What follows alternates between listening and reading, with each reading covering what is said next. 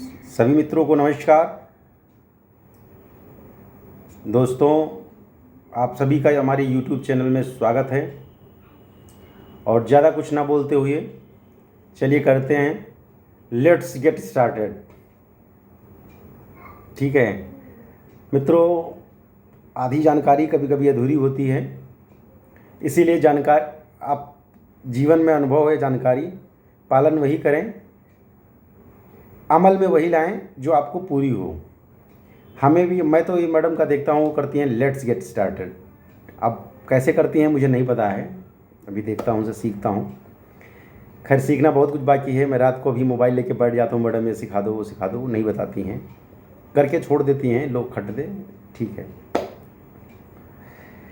अब मित्रों क्या हुआ कि अभी कुछ सज्जन से मेरी बात हो रही थी, हमारे एक मित्र हैं। पहली बात, मित्र ऐसा पालिए कि जिसको आप सुख और दुख में शेयर कर सकें, और सुख और दुख में वो आपका साथ दे सके। तन से न साथ दे लेकिन मन से आपको संबल बंधा सके। और इसकी पहचान करनी बहुत आसान है।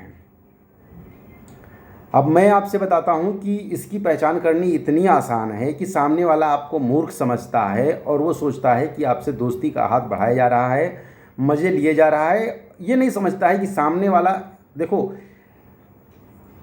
Every reaction has opposite reaction. किसी ने कहा है, आप लोग जानते भी हैं, ये किसी का न्यूटन का नियम भी है, it's Newton second law, that every reaction has opposite reaction. Newton का द्वितीय नियम यही है कि प्रत्येक क्रिया की प्रतिक्रिया होती है। अगर आप घर के अंदर जाएंगे तो बाहर निकलेंगे। आदमी जीवन लिया है तो मरण होगा। तुलसी जग की परतीत यही कि फरा जो लगा हुआ है, फरा सो झरा जो लगा हुआ है वो नीचे गिरेगा, और बरा सो बुतई है। न्यूटन ने ही नहीं कहा था, ये तुलसीदास जी ने भी कहा हुआ है कि तुलसी जग की परतीत यही, ये पूरे विश्व का नियम है। तो सामने वाले बंदे को आप देखकर भांप लीजिए, समझ जाइए कि जिस तरह वो बिहेव कर रहा है, जिस तरह आ रहा है ना, कुछ लोग होते हैं दिखावटीपन में होते हैं। और भगवान से देखो मुसीबतें मांगनी नहीं चाहिए, लेकिन अगर मुसीबतें आती भी है ना तो लोगों का उसमें परख होता है, क्योंकि किसी ने कहा है कि हीरे की परख जौहरी करता है। और धीरज धर्म मित्र अरुणारी, और आपत काल परखिए चारी। भले ही आपके पास में वो समस्या ना हो, लेकिन आप परखिए जरूर। अब मैं आपको बताता हूँ, घटना ज़्यादा बड़ी नहीं है, बहुत छोटी छोटी घटनाएं हैं। मैं परखने का बहुत प्रयास करता हूँ मित्रों। मैं जहाँ भी रहता हूँ लोग बहुत खुश रहते हैं, सुखी रहते हैं, और उसके बाद भी मैं जानना चाहता हूँ कि इस खुश और सुखी के पीछे इनका इंटेंशन क्या है। उसमें क्या होता है कि 70-80% लोग ऐसे मिलते हैं कि जो मुझ पर हंसते हैं, मैं जानता हूँ। अब इसके बाद में भी मैं उनको चांस देता हूँ, अरे हंस भाई, अब क्या होगा उससे भाई। जब तक सामने वाला कोई आपका नुकसान ना करे, सामने वाले की बातों से जब तक आपको किसी का आपका नुकसान ना होता हो, कोई बात नहीं है, आप इग्नोर करिए, उनको ध्यान ही मत दीजिए। लेकिन सामने वाले को समझ पूरा रखिए। कभी भी अपॉर्चुनिटी मिले समझ पूरी रखिए कि ये ऐसे कह रहा है। कभी कभी क्या होता है, बहुत क्षणिक समय में आपके मित्र बहुत क्लोज हो जाते हैं, और कभी कभी बहुत साथ में बहुत दिनों तक रहने वाले आपके मित्र, दिखावटी मित्र, आपसे काफ़ी दूर नज़र आते हैं। लेकिन इसकी परख तभी कर पाएंगे जब आप उनको परखेंगे। मेरी क्वालिटी मित्रों, कहें या अच्छी है बुरी है, मैं हमेशा, एक तो मैं सेल्फ मोटिवेटेड रहता हूँ, सेल्फ कॉन्फिडेंस में रहता हूँ, अपने आप में प्रसन्न रहता हूँ, क्योंकि मैं जानता हूँ कि इनका कोई मोल नहीं है, और इसको भगवान ने उन्हीं के लिए बनाया है जिनके पास में दाम नहीं है, जो बिना दाम के बिकात हैं, जिनको कोई पैसा लगाने की ज़रूरत नहीं है। सेल्फ कॉन्फिडेंस से ये हमें क्या लग रहा है, हमें मुस्कुराना है, नहीं मुस्कुराना है। हम दूसरों के सामने जाते हैं, मिलते हैं, हेलो हाय करते हैं, मुस्कुराते हैं, उसमें बताते हैं कि आप स्माइलिंग फेस होनी चाहिए। मेरे दिमाग में आज तक ये नहीं आया मित्रों कि अगर हम किसी से मिल रहे हैं तो उसी समय तक क्यों आपकी स्माइलिंग फेस हो, हमेशा के लिए क्यों नहीं। आप ऐसा क्यों नहीं करते कि हमेशा आप मुस्कुराएं, आपकी चेहरे से हमेशा स्माइलिंग फेस आए। आप किसी से, अब बहुत सारे लोग प्राइवेट इंडस्ट्री हो, गवर्नमेंट इंडस्ट्री हो, सीनियर पोजीशंस पे लोग जब भी अपने सीनियर्स मिलेंगे हेलो हाय नमस्ते प्रणाम, लेकिन उनके चेहरे की झलक देखेंगे तो आप लगेगा कि मिलके प्रसन्नता होगी। ऐसा क्यों? अगर उतने छोटे से मिलेंगे तो चेहरा देखिए उनका, नहीं, हमेशा आपको मुस्कुराना है। कुछ ऐसा काम करिए कि आप हमेशा मुस्कुराते रहें, किसी से मिलें, कैसे भी मिलें। ये स्माइलिंग फेस केवल फॉर अ वाइल नहीं होनी चाहिए कि कुछ समय के लिए। हमें प्रोडक्ट सेल करना है, हमें किसी से मिलना है, हम कुछ देर के लिए हेलो हाय करें, नहीं। ये जो सेल्फ कॉन्फिडेंस है, ये सेल्फ कॉन्फिडेंस केवल बाहर ही नहीं, कुछ समय के लिए नहीं, हमेशा के लिए होना चाहिए आपका। अब सेल्फ कॉन्फिडेंस होता क्या है? सेल्फ खुद, और कॉन्फिडेंस मतलब विश्वास। जब अपने आप पर आपको इतना विश्वास हो जाए कि आप जो कह रहे हैं सही कह रहे हैं, जो करेंगे सही करेंगे, अपना बेस्ट देंगे। देखो, कर पाना, हम इस रास्ते पर चल रहे हैं, हमें कर पाएंगे नहीं कर पाएंगे वो मेरे हाथ में नहीं है, लेकिन हम अपना बेस्ट दे रहे हैं।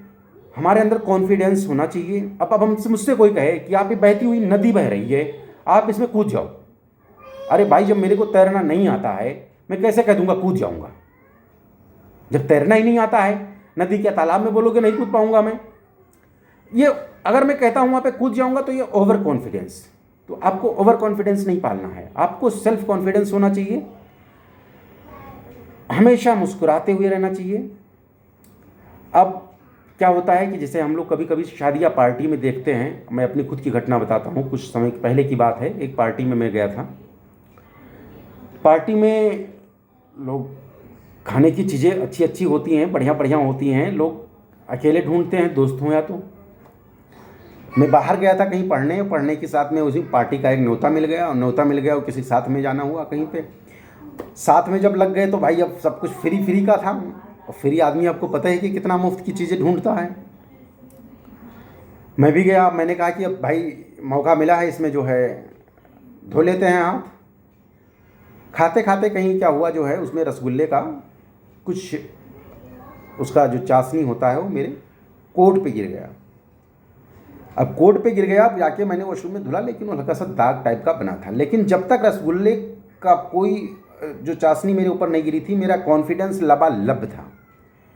बढ़िया नया नया कोट पहना था, पैंट पहना था, टी शर्ट पहना था, टाई लगाया था, चश्मा भी बढ़िया ले लिया था मैंने अमीनाबाद मार्केट से 25 रुपये का।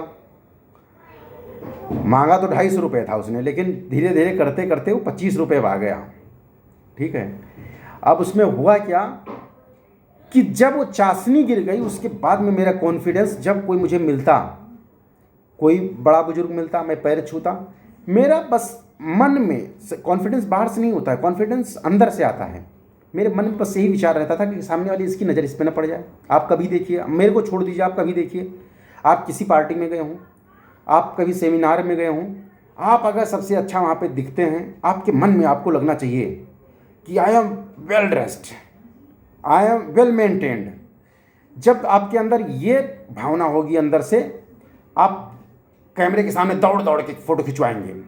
कैमरा वाला फ़ोटो खींच रहा होगा, लोगों के बीच में जाके खड़े हो जाएंगे, पहले आगे। हल्का सा देखिए, अगर कहीं मान लीजिए आपके कोट पे, आपके शर्ट पे कहीं 2-4 बूंद कहीं दाग की लग जाए, अब आप क्या करेंगे? शादी में होंगे, पार्टी में होंगे, सेमिनार में होंगे, आपका जूता पॉलिश नहीं है, आपके लेशेस खुल गए हैं, आपका मोजा, सॉक्स में कहीं प्रॉब्लम है, पैंट कहीं हल्की सी जो भी है, XYZ कहीं प्रॉब्लम है। वो चीज़ें जब तक आपको पता नहीं होगी, आप चीज़ें वही है, आपको पता नहीं है, दिमाग में, मन को नहीं पता है, इसका मतलब कि आप कॉन्फिडेंस में हैं, सेल्फ कॉन्फिडेंस हैं, आप एवरग्रीन मिलेंगे। फटा हो, सामने वाला देख रहा है, बताएगा नहीं, कोई इशू नहीं पड़ रहा है। लेकिन अगर आपको ये पता चल जाए दिमाग में मेरा फटा है, अब आप भाग भाग के छिपेंगे, कहीं कोई पकड़ न ले, कहीं कोई देख न ले।